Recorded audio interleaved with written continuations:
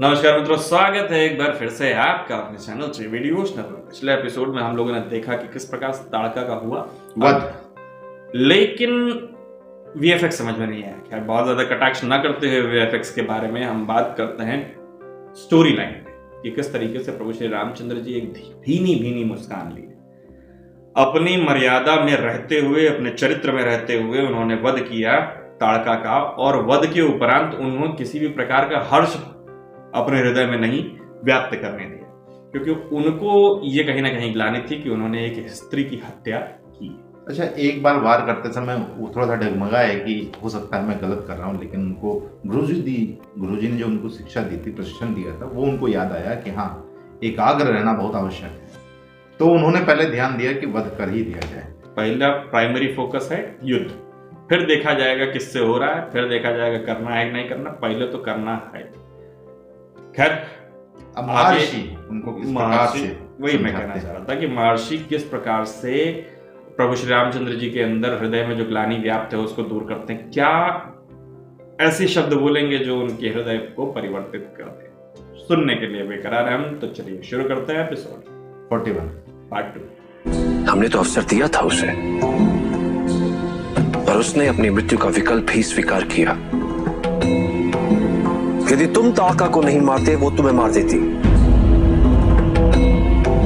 ये असुर हम पर तब तक विश्वास नहीं करते जब तक वो हमें अपना शत्रु समझते रहेंगे। तब तक आतंक फैलाने वालों का विनाश करने के लिए हिंसा भी होती रहेगी। आज वो भी होंगे, हम भी। अंतर मात्र उद्देश्य का है, जो अस्थिरता, अशांति और अधर्म फैलाने के लिए आक्रमण करेंगे, और हम स्थिरता, शांति और धर्म की स्थापना हेतु। गुरुदेव,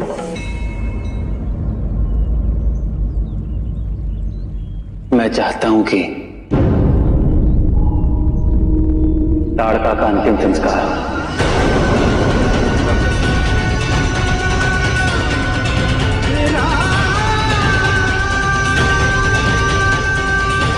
भैया, ताड़का एक राक्षसी थी। वो हमारा विनाश करना चाहती थी। एक शत्रु को इतना सम्मान क्यों? तुम्हारे प्रश्न में ही तुम्हारा उत्तर नहीं थे लक्ष्मण। तुमने कहा वो राक्षसी थी, हमें मारना चाहती थी, किंतु अब वो नहीं। मृत्यु परांत शत्रुता कैसी? अति उत्तम राम, तुम्हारी ये संवेदनशीलता, नैतिकता, धार्मिकता समस्त मानव समाज के लिए एक उदाहरण है। यदि सभी मनुष्य तुम्हारे इन गुणों का अनुसरण करने लगे तो मानवता कभी लुप्त नहीं होगी। गुरुजी, तो अंतिम संस्कार करेगा कौन? वही जिनको इसका अधिकार है। ताड़का के पुत्र सुबाहु और मरीच। सुबाहु और मरीच? भैया, आप उन पर इतना विश्वास कैसे कर सकते हैं? यदि इस अवसर का लाभ उठाकर उन्होंने हम पर पुनः आक्रमण किया तो?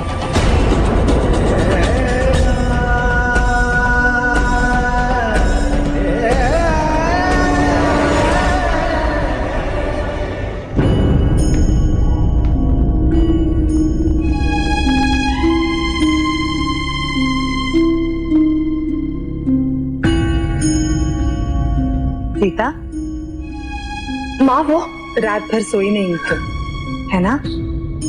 और वो भी इतनी लंबी यात्रा के पश्चात। महर्षि विश्वामित्र के आश्रम से कोई समाचार? वही बताने आई हूँ।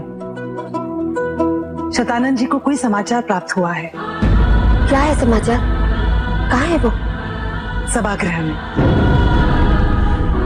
अरे सीता, सीता संभल के।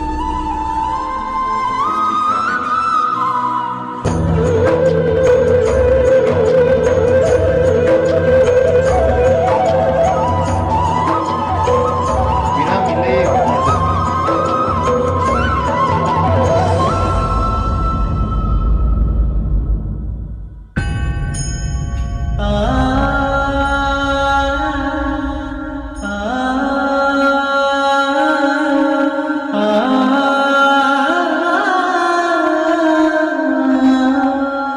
अंत हो गया पुत्री।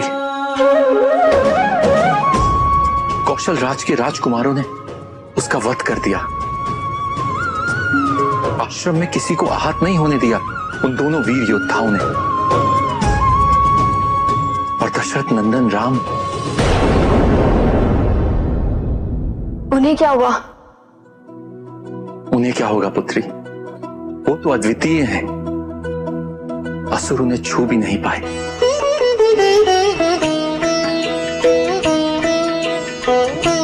सुन लिया, अब मिल गई शांति।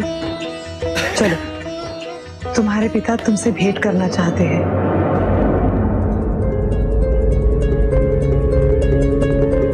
कोई महत्वपूर्ण बात बतानी है उन्हें तुम्हें। शिरधनुष के पास भव्य पूजा का आयोजन किया है। सीता, क्या हुआ? तुम ठीक तो हो? चलो तैयार हो जाओ।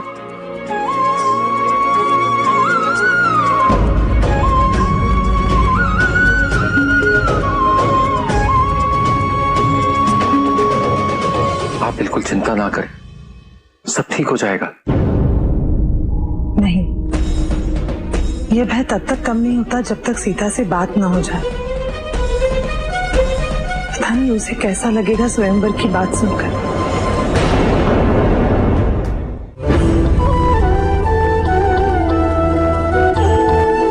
अयोध्या के राजकुमार दशरथ नंदन राम, उन्होंने इस अश्व की बलि रुकवाई। बहुत करुणा है उनमें, योद्धाओं में सर्वश्रेष्ठ।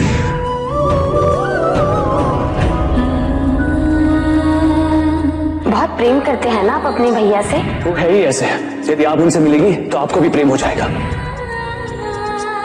उन्हें क्या होगा पुत्री, वो तो अद्वितीय हैं। असुर उन्हें छू भी नहीं पाए। मैंने सुन लिया है दीदी, सब ठीक हो गया है। अयोध्या के युवराज ने सब ठीक कर दिया है।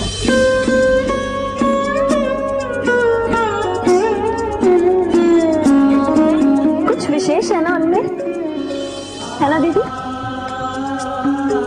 अश्व को बलि से बचा लिया, ऋषि विश्वामित्र के आश्रम वासियों की रक्षा की, वीरता और करुणा दोनों है उनमें। और फिर मेरी सीता दीदी को भी मोहित कर लिया था ना उन्होंने, है ना?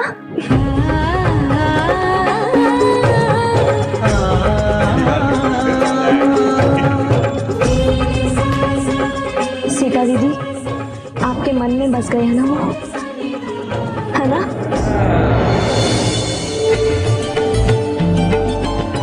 मैंने सब देखा है, सब समझती हूँ मैं। आपके नैनों की भाषा पढ़ ली है मैंने दीदी। आप अपने से भले ही छुपा ले, पर मुझसे नहीं छुपा सकेंगी।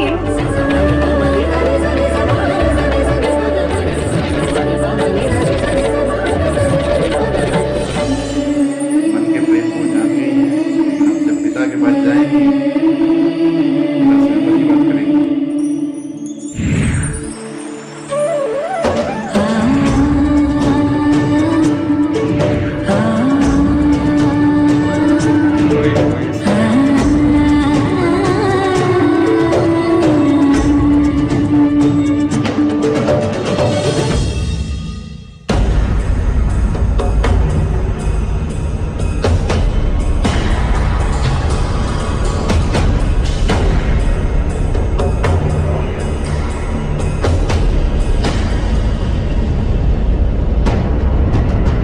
का पुत्र सुबाहु और मारीच, आपसे निवेदन है कि अपनी मां की अंतिम क्रिया के लिए पधारे। आपको दशरथ नंदन राम ये आश्वस्त करते हैं कि आप पर किसी प्रकार का कोई आक्रमण नहीं किया जाएगा। राम हमें आमंत्रित कर रहे हैं मां के अंतिम संस्कार के लिए। मूर्ख हो तुम, बिल्कुल मूर्ख। ये उनकी हमें फंसाने की चाल है। हमें अंतिम संस्कार के नाम पर बुलाएगा और फिर हम पर आक्रमण करेगा। तुम नहीं जानते हो इन मनुष्य को। असुर है वो भैया। मनुष्यों की संवेदना, उनकी करुणा नहीं समझेंगे। हम पर आक्रमण करने के लिए इस अवसर का अवश्य लाभ उठाएंगे। वो आक्रमण करेंगे तो हम उनका सामना करेंगे, किंतु मात्र इस आशंका से हम उनका अधिकार ही छीन ये उचित नहीं। मैं आपका दृष्टिकोण समझता हूं भैया, पर क्या वो आपका दृष्टिकोण समझेंगे? मां के अंतिम दर्शन का अवसर है, वो राजकुमार हमें यह अवसर दे रहे हैं भैया। जिसने हमारी मां का वध कर दिया, ऐसा योद्धा हमें मारने के लिए कोई छल का प्रयोग नहीं करेगा। जिसने हमारी मां का वध किया, उसी का प्रशस्ति गान करने लगे हो तुम तो। आपको नहीं चलना है ना सही, परंतु मैं जाऊंगा मां के लिए। यदि ये उनकी कोई चाल भी हुई तो मुझे इसका कोई भय नहीं। चला जा, परंतु मरेगा तू। मर जाऊंगा, परंतु मैं इस ग्लानि के साथ जीवित नहीं रहना चाहता कि भयभीत होकर मैंने मां के अंतिम संस्कार का अवसर खो दिया। फारिज! फारिज! फारिज!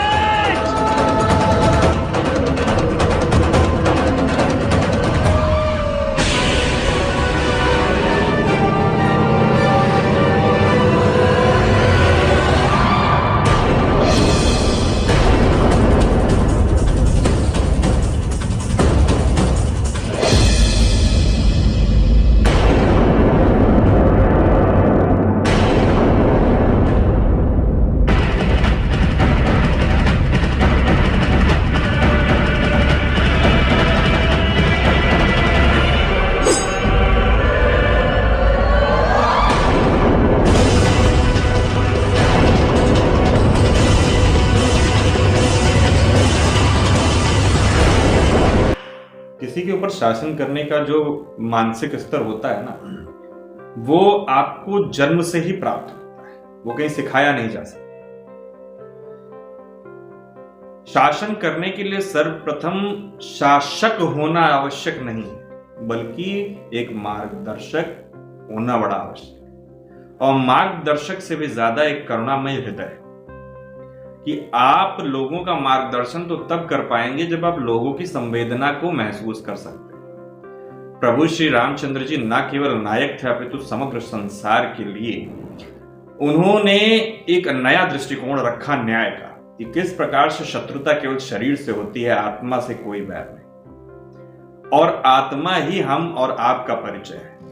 और ये आजकल में जीवन का सत्य भी बन जाना चाहिए कि अगर मृत्यु के पश्चात कोई शत्रुता नहीं होती किसी से, तो मानवता जो होती है हमारी, वो हमें निभानी चाहिए और उसको भूल जाना चाहिए। जैसे बोलते नहीं, होली में सब मिल जाते हैं। हमारे देश के सिपाहियों के साथ जिस प्रकार की बर्बरता नक्सलवादी करते हैं कि उनकी जब तक हो सकता है तब तक उनको तड़पा करके इस प्रकार से उनको तड़पाया जाता है कि जो उनका साथी होता है वो इस कदर व्याकुल हो जाता है कि वो कहीं ना कहीं अपने आप को जो छुपने की कंडीशन में, उनके हमला करने की कंडीशन में बना हुआ है, अपने आप को रिवील कर बैठता है। और ये शरीर से ही शत्रुता है, क्योंकि मर जाने के उपरांत शरीर से, मुझे किसी ने बताया था कि अगर कोई व्यक्ति है, उसकी चप्पल रास्ते में टूट गई, तो पड़ोसी के यहाँ अगर उसे रखना होगा तो वो कह देगा कि माई ये चप्पल जरा एक दिन के लिए रख लेना, कल मैं दूसरी चप्पल लेके आऊंगा तो इसको बनवाने के लिए छोड़ जाओ। लेकिन अगर वहीं उसका कोई मित्र हो और उसका पार्थिव शरीर हो, तो क्या किसी के दूसरे घर पे रख सकता है कि ये माई जरा एक दिन के लिए रख लेना, परिवार वालों को लेके आऊंगा तो? लेकिन चप्पल रखने को तैयार है व्यक्ति, लेकिन शरीर रखने को तैयार नहीं होगा। बड़ी ही विडंबना है इस परिस्थिति की कि जिस व्यक्ति से आपकी शत्रुता चल रही होती है वो केवल शरीर तक है, ये हमको पता है, लेकिन फिर भी उससे ऐसा बैर रहता है कि मानो ये बैर मरणोपरांत भी चलता है, उसके जाने के पश्चात भी चलता है, उसके परिवार से चलता है। और एक बात और अच्छी कही प्रभु श्री राम जी ने लक्ष्मण जी से कि वो हम पे आक्रमण करेंगे ये सोचने के कारण या इस भय के कारण क्या हम उनका अधिकार भी छीन ले, उनके अधिकार से वंचित कर? तो कहीं ना कहीं हमें उन्हें एक अवसर देना चाहिए। बदलेगी सोच, अभी नहीं कल बदलेगी, कल नहीं परसों बदलेगी, लेकिन कभी बदलाव करने की क्षमता उसी में होती है जिससे बदलाव रोकने की ताकत का अंदाजा हो। यानी अगर बदलाव के दौरान किसी भी प्रकार का विरोध प्रदर्शन होता है तो उस विरोध को मैं रोक सकता हूं। ऐसा सामर्थ्य होने के बाद ही आप बदलाव के लिए सोच सकते हैं। फिलहाल मित्रों इस एपिसोड को करना होगा समाप्त। शीघ्र ही मिलेंगे हम नए के साथ, तब तक के लिए राधे राधे।